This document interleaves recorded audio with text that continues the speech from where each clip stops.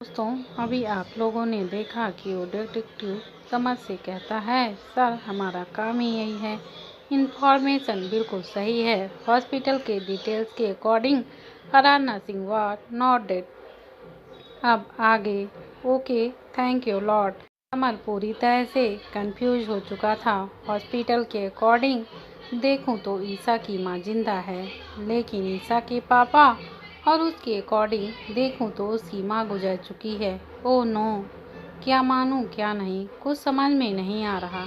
Summer खुद से ही बोलते हुए पार्किंग लॉट में आया।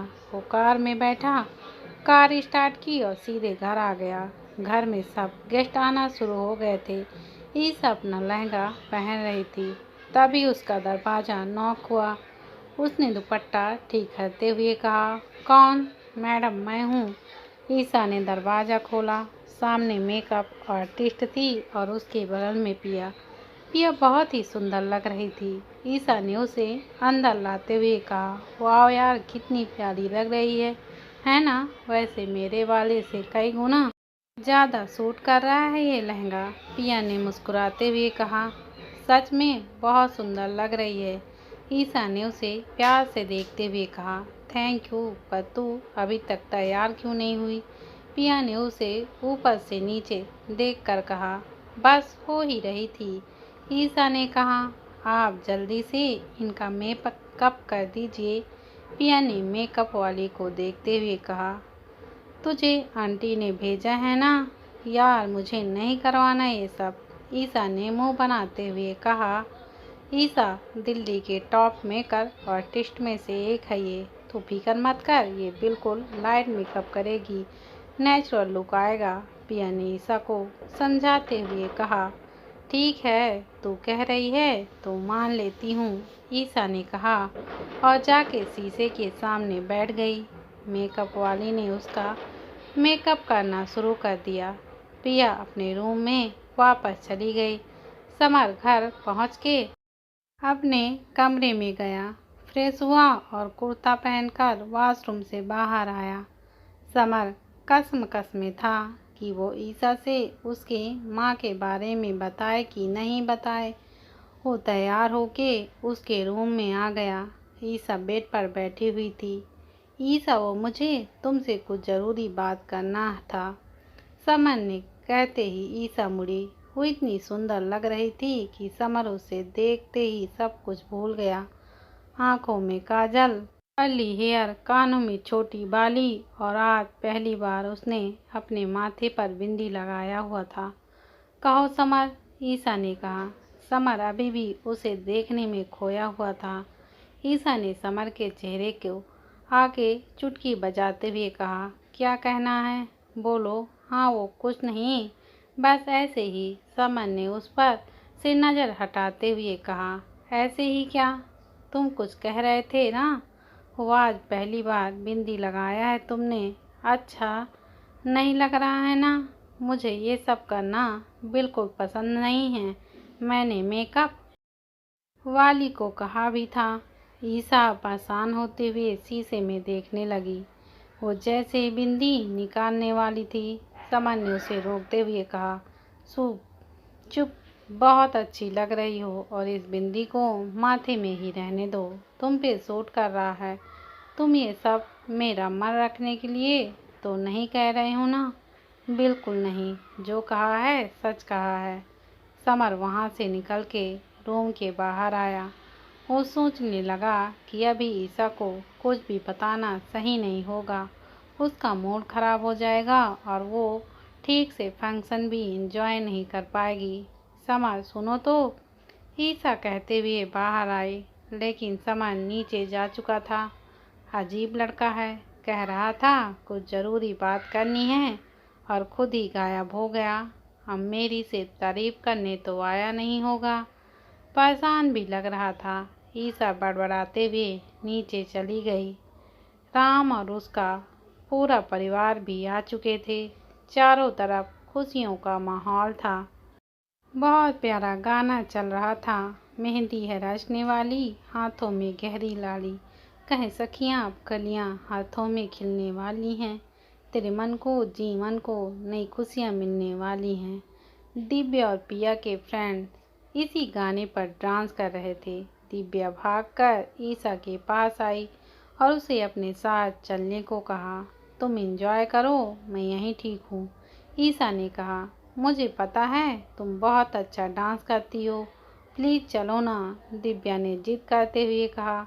ईशा प्लीज़ मेरे लिए। पिया ने इतने प्यार से कहा कि ईशा मना ही नहीं कर पाई। वो स्टेज पे आई और डांस करने लगी। वो इतना अच्छा डांस कर रही थी कि सबकी नज़रें उसी पर टिक गईं। फंक्शन में सारे लड़कों की नज़र ईशा पर ही टिकी हुई थी। समर फ़ोन पे बात करता हुआ बाहर आया तो उसकी भी नज़र ईशा पर ही टिक गई। समर उसे डांस करता देख मुस्कुरा रहा था। ईशा और दिव्या ने पिया को भी अपने साथ ले आए। अब तीनों एक साथ डांस कर रही थी। राम धीरे से समर के पास आते हुए कहा, ईशा आज बहुत ही अलग और सुंदर लग रही है ना भैया? हाँ, बहुत ज़्यादा। समर ने ईशा को देखते हुए कहा। एकदम से उसने देखा कि राम उसके बगल में ही खड़ा है तो उसने तुरंत बात बदलते हुए कहा, मेरा मतलब है सब बहुत अच्छे लग रहे हैं। राम उसकी ये मासूमियत देखकर मुस्कुराने लगा। तब तक साहिल भी आ चुका था। वो समर के पास आया और गले लगते हुए कहा, ये क्या मेरे आने से पहले ही फंक्शन शुरू कर दिया? साले तू कभी टाइम पर आया भी है और तेरे लिए मैं अपनी बहन का फंक्शन तो रोक के नहीं रखूँगा ना। समर ने उसे घूरते हुए कहा। साहिल हंसता हुआ कहा, सॉरी यार, ये दिल्ली के ट्रैफिक की वजह से सब लेट हो गया। चल कोई नहीं, समर ने भी हंसते हुए कहा। समर बातें करने में बिजी था कि तभी उसकी नज़र ईशा के पैरों के पास पड़ी। वहाँ कांच का टुकड़ा पड़ा हुआ था। वो भागकर स्टेज पे चढ़ा और उसका पैर अपने हाथों में लिए ईशा डांस करते हुए रुक गई। सभी उन दोनों को देखने लगे। ईशा, यहाँ कांच का टुकड़ा है, समर ने कहा तो सबकी नज़र उस कांच के टुकड़े पे गई। थैंक यू, तुमने बचा लिया, ईशा ने कहा। भगवान का शुक्र है तुम्हें चोट नहीं आई बेटा। मैं इसे रामू से कहकर साफ करवा देता हूँ। आप सब प्लीज़ कंटिन्यू करिए। विक्रांत जी ने बात संभालते हुए कहा। ईशा तो ठीक है? पिया ने कहा। हाँ, ईशा ने कहा और समर के साथ स्टेज से नीचे आ गई। नीमा जी भी ईशा के पास आई। बेटा कहीं लगी तो नहीं ना? उसने फिक्र से कहा। चिंता मत करिए आप सब, मैं ठीक हूँ, ईशा ने सबकी तरफ देखते हुए कहा। भाई आपने टाइम पर बचा लिया, पिया ने समर की तरफ देखते हुए कहा। कुछ देर में पिया को मेहंदी लगाना शुरू हो गया। उसके साथ साथ सभी मेहंदी लगवाने लगे। ईशा पिया के पास ही बैठी हुई थी। वो दूर से ही समर को देख रही थी। साहिल और राम समर से बात कर रहे थे लेकिन समर का ध्यान कहीं और ही था। ईशा उसके पास जाने के लिए उठी लेकिन नीमा जी ने उसे बैठ के मेहंदी लगवाने को कहा। मेहंदी वाली उसे मेहंदी लगाने लगी। ईशा अपने बाएं हाथ से समर को मैसेज किया। मैसेज की साउंड से समर का ध्यान टूटा। वो साउंड में आकर देखा कि ईशा का मैसेज है। उसने इशारों से ईशा की तरफ पूछा। ईशा ने भी उसे मैसेज पढ़ने का इशारा किया। समर ने मैसेज पढ़ा। फंक्शन में होगे भी नहीं हो, कहाँ खोए हुए हो? समर ने टाइप किया।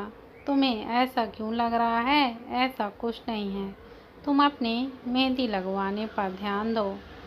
है तो ज़रूरी है और तुम्हें मुझे कौन सी ज़रूरी बातें करनी थी, बाद में करूँगा, फंक्शन के बीच नहीं कर सकता।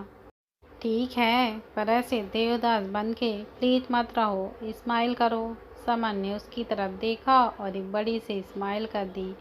ईशा ने टाइप किया, हाँ अब ठीक है। हाय समर, हैंडसम लग रहे हो यार इस कुर्ते में, आरती ने उसके पीछे से आते हुए कहा। समर ने जल्दी से मोबाइल पैकेट में डाल लिया। थैंक्स फॉर द कॉम्प्लीमेंट, वैसे तुम भी काफ़ी अच्छी लग रही हो। रियली, वो कहते हुए समर के गले लग गई। ईसा को ये देखकर फिर से गुस्सा आ गया। मेरे से बात करने के लिए इसके पास टाइम नहीं है और आरती से गले मिलने के लिए टाइम है, वो मन ही मन बड़बड़ाते हुए कही। बेचारा समर फिर से फंस गया।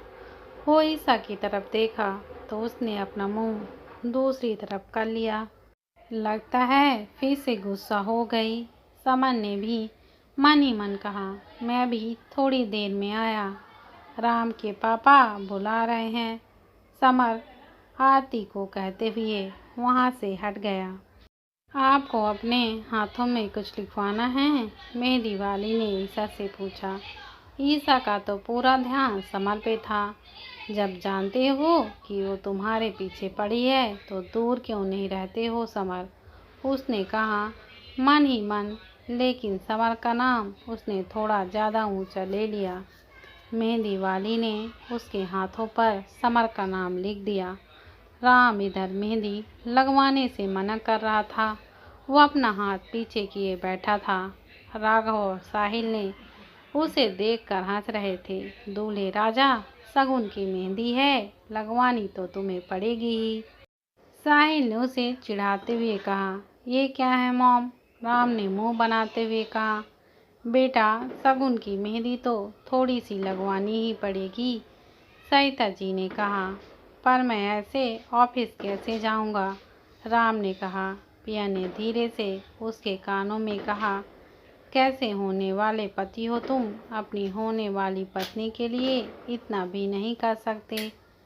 तुम जो कहोगी वो करूँगा, पर प्लीज़ यार ये मत लगवाओ। राम ने भी उसके कानों में धीरे से कहा, बेटा ज़्यादा नहीं, बस थोड़ा सा लगा लो। नीमा जी ने कहा। राम नीमा जी की बात मना नहीं कर पाया और हाथ आगे बढ़ा दिया। साहिल फिर उसे छेड़ते हुए कहा, किसी ने सच ही कहा था, सासू माँ की बात कोई नहीं टाल सकता। उसकी इस बात पे सब हंस पड़े। नीमा जी ने उनके कान खींचते हुए कहा, चिंता मत कर, तेरी भी शादी मैं जल्दी करवाऊंगी, फिर मनाना अपनी सास की बात। ठीक है आंटी, करवा दीजिएगा, पर अभी कान तो छोड़ दीजिए। साहिल ने मुस्कुराते हुए कहा। सबको मेहंदी लग चुकी थी और इसी के साथ फंक्शन खत्म हो चुका था। रात के 9 बज चुके थे। विक्रांत जी ने सबको खाने की अरेंजमेंट की तरफ चलने को कहा। राम और पिया गार्डन में ही बैठे हुए बातें कर रहे थे। ईसा सीढ़ियों के पास आई और ऊपर जाने लगी। ईसा, समर ने उसे आवाज़ लगाते हुए रोका। हाँ, वो एक्चुअली मैंने उसे गले नहीं लगाया, उसी ने। तुम मुझे ये सब क्यों एक्सप्लेन कर रहे हो? मैंने तो तुमसे कुछ भी नहीं पूछा। नहीं हो, उस दिन तुम गुस्सा हो गई थी ना? ईसा अपने मन में सोची, जब पता है कि मुझे फर्क पड़ता है तो उसके इतने पास जाते ही क्यों हो? तो तुम गुस्सा नहीं हो ना? समर ने पूछा। नहीं, वो कहते हुए जाने लगी। ईसा रुको, मुझे तुमसे कुछ बातें ज़रूर करनी हैं। समर ने उसका हाथ पकड़ते हुए कहा। अचानक तभी ईसा की नज़र उसके हाथ पर पड़ी। उसके हाथ पे समर का नाम लिखा हुआ था। इससे पहले समर उसका हाथ देखता वो वहाँ से भागते हुए अपने रूम में चली आई। ओफो, ये कब लिख दिया? मेहंदी वाली ने फड़फड़ाते हुए वो वॉशरूम में जाकर हाथ धोने लगी। पर उसका अब कोई फायदा नहीं हुआ।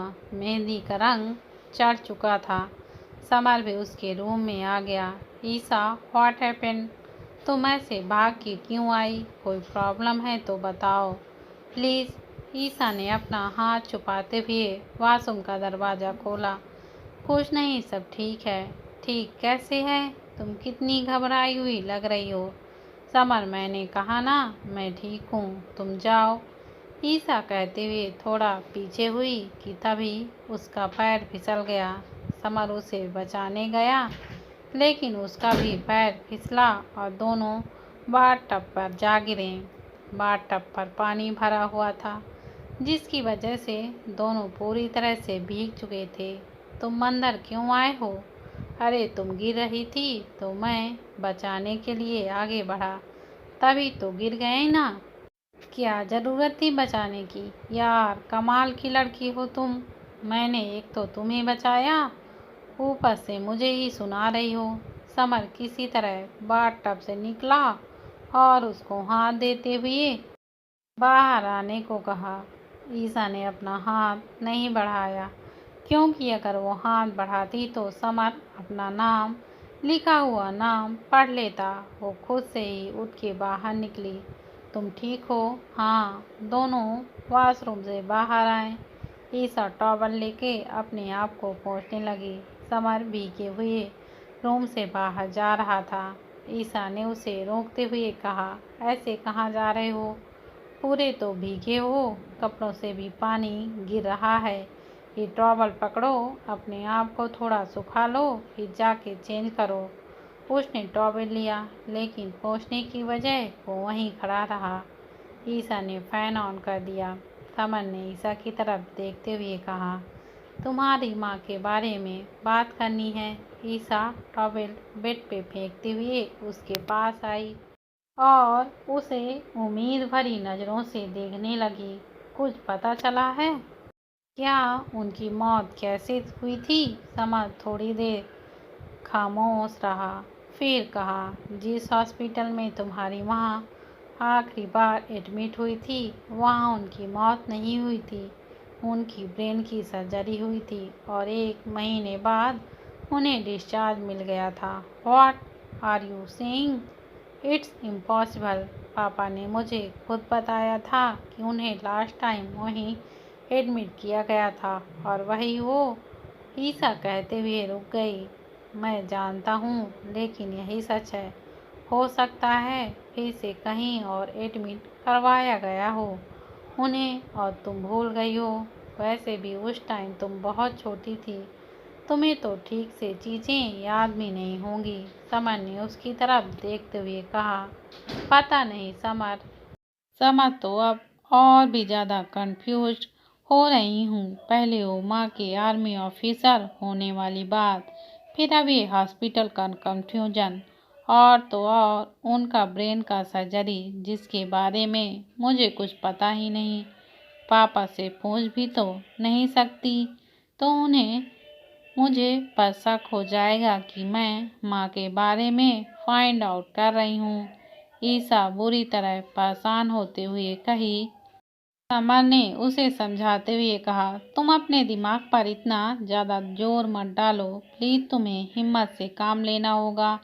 अच्छा मुझे ये बताओ कि तुम आंटी की कोई दोस्त को जानती हो जो बहुत करीब हो उनके, शायद उनसे कुछ पता चल जाए। समर ने कहा, हाँ 1-2 को तो मैं जानती हूँ, मैं पता करती हूँ उनके एड्रेस। ईसा ने कहा, हाँ पता चले तो मुझे बताना, हम साथ में चलकर उनके बारे में तुम्हारी माँ से पूछेंगे।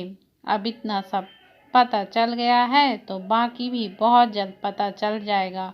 Don't worry and be happy. Summer ने कहा तो ईसा उसके तरफ गौर से देखने लगी। तुम इस बात की वजह से ही पूरे फंक्शन में खोए हुए थे ना? मैंने अपनी प्रॉब्लम में तुम्हें भी उलझा के रख दिया। सॉरी, ईसा ने उदास होते हुए कहा। इधर देखो मेरी तरफ, क्या तेरा मेला लगा कर रखा है? जब तुम मेरे परिवार की क्रिया कर सकती हो, उनकी प्रॉब्लम सॉल्व कर सकती हो, तो फिर मैं क्यों नहीं? समर ने उसको थोड़ा डांटने के अंदाज में कहा, हाँ अगर तुम ना होते तो मैं अकेले पड़ जाती। ईसा ने बेड पर बैठते हुए कहा, कैसे कैसे, मैं हमेशा तुम्हारे साथ हूँ। समर ने स्माइल करते हुए कहा। समर के ये कहने से ईसा को बहुत अच्छा लग रहा था। वो भी उसे देख के हल्का सा स्माइल कर दी। समर ने प्यार से उसके गाल खींचे और टॉवेल से सिर पोंछते हुए अपने रूम में चेंज करने चला गया। ईसा भी परेशान गुमसुम सी बैठी हुई थी। वो मन ही मन सोचने लगी, मेरी माँ के बारे में कितनी बातों से मैं अनजान थी और मुझे कभी पता ही नहीं चला कि उनका ब्रेन का सर्जरी हुआ। क्यों? आखिर क्या हुआ था उन्हें? God please help me. मुझे मेरी माँ के बारे में जानने में हेल्प कीजिए। उनसे अपने आंसू पोंछे और अपने आप को संभालते हुए उठी, वार्डरोब में से कपड़े निकाले और बाथरूम में चेंज करने चली गई। समर कपड़े चेंज करके बाहर आ गया। सारे गेस्ट जा चुके थे, आप सिर्फ परिवार के सदस्य बचे थे। समर पिया और राम के पास आया। राम और पिया एक दूसरे के साथ बैठकर खाना खा रहे थे। अरे भाई, आप कहाँ थे? हम सब आपको कब से ढूंढ रहे थे। राम ने कहा, हाँ, और ये ईसा भी कहीं दिख नहीं रही है। आपको पता है कि कहाँ है? पिया ने थोड़ा शरारत से पूछा। वो जानती थी कि हो ना हो वो दोनों एक साथ ही थे। नहीं, मुझे तो नहीं पता, समर ने नजरें चुराते हुए कहा। कहता भी तो क्या कि वो दोनों टब में गिर गए थे। नहीं, वो आप दोनों एक साथ ही गायब हो गए थे ना, इसलिए पूछा। पिया राम को देखकर स्माइल कर रही थी। उसे देखकर राम भी स्माइल करने लगा। इतनी देर में आरती भी वहां आ गई। वाह Samar, arrangement is too good. बस एक चीज की कमी थी। किस चीज की? पिया ने उसे घूरते हुए कहा। वाइन और बियर की। अगर वो भी होता तो और भी मजा आता। आरती ने आंख मारते हुए कहा। सॉरी आरती, पर ये ख्वाहिश तो तुम्हारी पूरी नहीं हो सकती, क्योंकि हमारे यहाँ फैमिली फंक्शन में ये सब नहीं चलता। We are modern but we know our culture also. I hope you understand my point. Isa ने फुल एटीट्यूड के साथ कहा। या इट्स ऑल राइट, मैं तो बस ऐसी ही बोल रही थी। आरती ने मुंह बनाते हुए कहा। हाँ, ओके बाय आरती, पिया ने फेंक स्माइल दिखाते हुए कहा। Yeah I have to will now. Bye guys. Bye Samar. Aarti जैसे ही समर को गले लगाने लगती थी कि ईसा ने उसे गले लगा लिया और कहा, तुम आई तो बहुत अच्छा लगा। आरती थोड़ा असहज होती हुई कही, मी टू। वो वहां से चली गई। पिया उठ के ईसा के पास आई और धीरे से उसके कानों में कहा, तूने तो आज उसको सीधे रन आउट ही कर दिया। अरे पगली, धीरे बोल, कोई सुन लेगा। ईसा ने मुस्कुराते हुए कहा। वैसे भाई, और तूने ड्रेस चेंज क्यों कर लिए? भाई इतनी देर से तेरे साथ ही थे क्या? पिया ने शरारत में पूछा। ईसा ने उसे घूरते हुए कहा, अनकंफर्टेबल हो रहा था इसलिए चेंज कर लिया। Any problem? ठीक है बाबा, इतना गुस्सा क्यों हो रही है? चल खाना खा ले, पिया ने कहा। ईसा और समर भी खाना खाने बैठ गए। समर खाते हुए ईसा की तरफ ही देख रहा था, पर ईसा बिल्कुल चुपचाप होकर नजरें नीचे किए खाना खा रही थी। समर उठकर उसके बगल में बैठ गया। पिया और राम उन्हीं के पास आकर बैठ गए। उनके पीछे पीछे दिव्या साहिल भी आकर बैठ गए। अब सब एक साथ खाना खा रहे थे। इतना सन्नाटा क्यों भाई? साहिल ने सबकी तरफ देखकर कहा। अब नहीं रहेगा, तुम जो आ गए हो अब करो हम सबको अपनी बातों से परेशान। ईसा ने कहा तो सब एक साथ हंस पड़े। हाँ, ये तो तुमने बिल्कुल सही कहा, पिया हंसते हुए कहा। तब समर ने कहा, अच्छा पिया, तुम मुझे ये बताओ कि तुम अपने लाइफ पार्टनर्स में कौन सी क्वालिटीज चाहती हो और क्या वो राम में है? साहिल ने पूछा। पिया ने राम की तरफ देखते हुए कहा, मैं तो अपने लाइफ पार्टनर से दो ही चीजें चाहती हूँ। पहला कि वो मुझसे बेइंतहा प्यार करे और दूसरा कि वो मुझे शॉपिंग करने से ना रोके यार। और ये दोनों क्वालिटीज राम में है। उसकी इस बात पे साहिल हंसते हुए कहा, चलो तो तुम तो बच गई। अब राम तुम्हारी बारी है, तुम बताओ। राम ने पिया की तरफ देखते हुए कहा, मुझे तो अपनी लाइफ पार्टनर में बस यही चीजें चाहिए था कि वो मुझे प्यार तो करे ही, साथ साथ मेरे ऑफिस में भी मेरी हेल्प करे।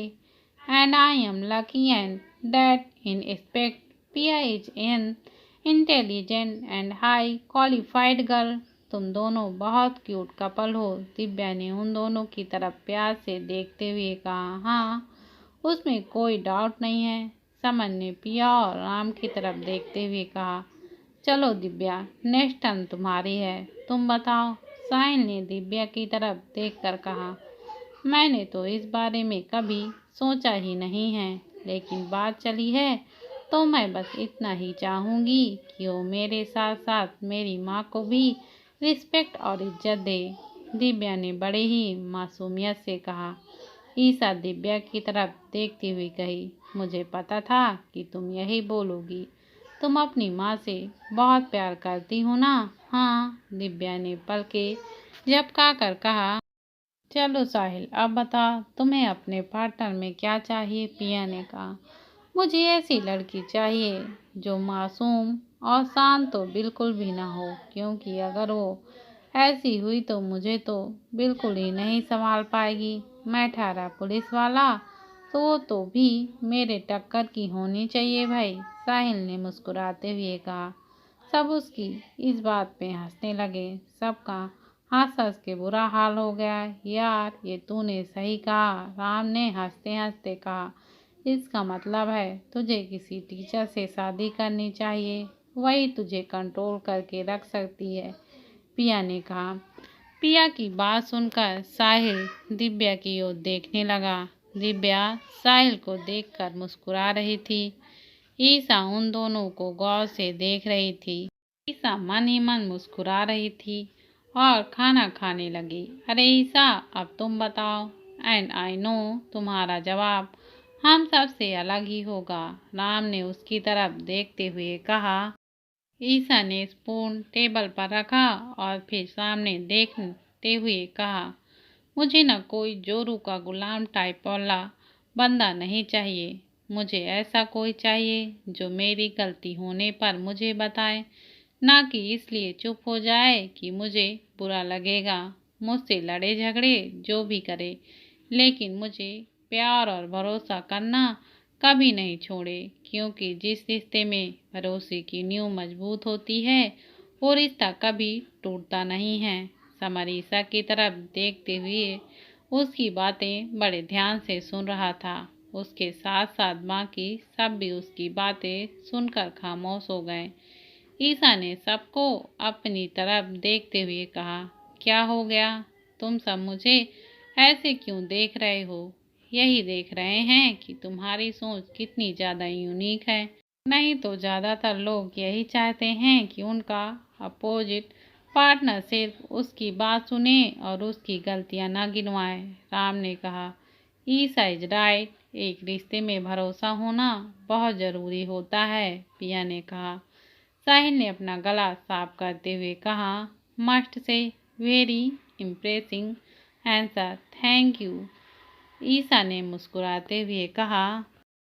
तो चलिए, लास्ट में बचे हैं हमारे एलिजिबल बैचलर मिस्टर समर। आपको अपने लिए कैसी लाइफ पार्टनर चाहिए? साहिल ने समर की तरफ देखते हुए कहा। समर ने सामने देखा और कहा, मेरी पार्टनर सबसे पहले मेरी बहुत अच्छी दोस्त होनी चाहिए, क्योंकि जो रिश्ता दोस्ती के पड़ाव से होकर प्यार की मंजिल पर पहुंचता है वो एक कामयाब रिश्ता कहलाता है। वो कैसे भैया? दिव्या ने कहा। ईशा नजरें नीचे किए आंखों के कोने से उसे ही देख रही थी। समन ने मुस्कुराते हुए कहा, ऐसे रिश्ते में आपको एक दूसरे से अपनी सीक्रेट या कोई भी बात शेयर करने के लिए सोचना नहीं पड़ता। आप एक दूसरे से बिना किसी हेजिटेशन के कह सकती हो, क्योंकि सब तो आप पहले से ही करते आए हो। Bro, I totally agree with you, Sahil ने समर के कंधे को थपथपाते हुए कहा। पिया ने ईशा को धीरे से कोहनी मारी और उसकी तरफ देखकर मुस्कुराने लगी। ईशा उसे इग्नोर करते हुए सामने देखने लगी। हम प्रे करेंगे कि आपको ऐसी पार्टनर जल्द मिलेगी, राम और पिया ने एक साथ कहा। सबने खाना खा लिया। राम और साहिल को छोड़ने ईसा, समर और पिया तीनों बाहर तक आए। साहिल की निगाहें किसी को ढूंढ रही थी। ईसा ने उसके पास आकर कहा, दिव्या को ढूंढ रहे हो? साहिल हड़बड़ाते हुए कहा, नहीं तो मैं तो बस नीमा आंटी को बाय कहना चाह रहा था। ईसा मुस्कुराते हुए कही, वो अपने रूम में थोड़ा बिजी हैं, मैं कह दूंगी। साहिल ने कार स्टार्ट की और घर की ओर देखते हुए चला गया। तीनों अंदर आए। सब बहुत थक चुके थे। वो सीधे अपने अपने रूम में सोने चले गए। लिसा भी लाइट ऑफ करके सोने जा रही थी। जैसे ही वो लैंप ऑफ करने के लिए हाथ बढ़ाई, उसकी नज़र अपने हाथों पर लिखे समर के नाम पर गई। अब मैं इसका क्या करूं? कोई देखेगा तो क्या कहूंगी? हर बार मेरे साथ ही ये सब स्यापा होता रहता है। अभी सो जाती हूँ, कल देखती हूँ इसका क्या करना है। ईसा लेट गई, लेकिन नींद तो जैसे उसकी आंखों से गायब ही थी। वो उठ के बैठ गई। लगता है आज मुझे नींद नहीं आएगी। ईसा को बड़बड़ाते हुए बाहर बालकनी में आके बैठ गई। समर खांसते हुए उठा। उसका गला पूरी तरह से सूख रहा था। उसने पानी पीने के लिए बॉटल उठाया तो देखा वो खाली था। उसने घड़ी की तरफ देखा, रात के 3 बज रहे थे। वो नीचे किचन में आया और फिल्टर से पानी भरने लगा। बॉटल भर के वो ऊपर आया, तभी उसकी नज़र ईसा के रूम की तरफ गई। अपनी माँ के बारे में सुन के काफ़ी डिस्टर्ब हो गई थी। एक बार जाके देखा हूँ क्या कि ठीक है कि नहीं, पर इतनी रात में तो वो सो रही होगी। क्या करूँ? देख ही आता हूँ। जब भी डिस्टर्ब होती है तो उसे नींद नहीं आती। समर खुद से ही कहते हुए उसके रूम के पास गया। उसने धीरे से उसका दरवाज़ा खोला। ईसा थी नहीं अपने बेड पर। समर ने देखा कि वो बालकनी में चेयर पर बैठी थी। वो उसके पास गया और उसके बगल में खड़े होते हुए कहा, मैं जानता हूँ तुम डिस्टर्ब हो जाती हो, इसलिए सोई नहीं हो ना। ईसा उसे हैरान नज़रों से देखने लगी। इसे अभी भी याद है? उसने अपने मन में कहा। नहीं, मैं ठीक हूँ, बस नींद ही नहीं आ रही थी। पर इतने रात में तुम यहाँ क्या कर रहे हो? ईसा ने कहा और जोर से चीख पड़ी। तुम ठीक हो? समर ने कहा। मैं ठीक हूँ, तुम बताओ। मैं बस पानी लेने उठा था। ओ, तो जाके सो जाओ, बहुत थक गए होगे। तुम भी चलो तो सोने। बाहर बारिश की वजह से मौसम ठंडा हो रखा है और ये बार बार चीख क्यों रही हो? तुम्हें इतनी फिक्र क्यों कर रहे हो? ठीक हूँ मैं। ईसा उठ के अंदर जाने लगी। वो थोड़ा लड़खड़ाते हुए चल रही थी। उसे देखते ही समर को शक हुआ कि उसकी तबीयत ठीक नहीं है। रुको तो जरा, मेरी तरफ देखो, समर ने कहते हुए उसका माथा छुआ। उसका शरीर बहुत गर्म था। तुम्हें तो फीवर है, समर ने उसे देखते हुए कहा। थोड़ा सा है, अपने आप ही ठीक हो जाएगा।